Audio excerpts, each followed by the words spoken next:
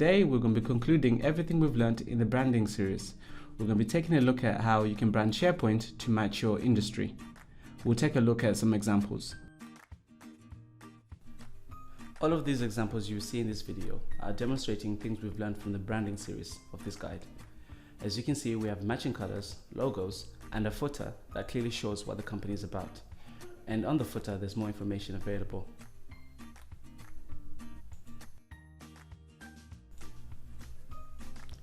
And here we are showing recruitment agency. Same format again as previously shown.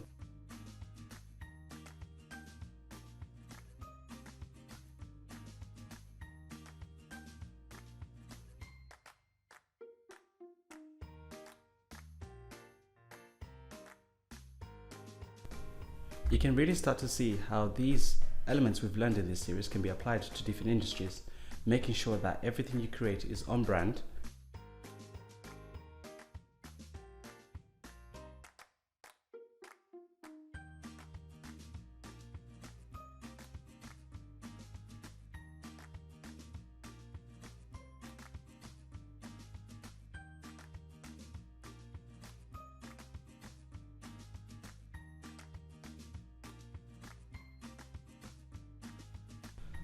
Hopefully this video has given you some ideas on how to brand your SharePoint. If you've missed any of the previous videos, please click on our playlist. We look forward to seeing you in the next series. Goodbye.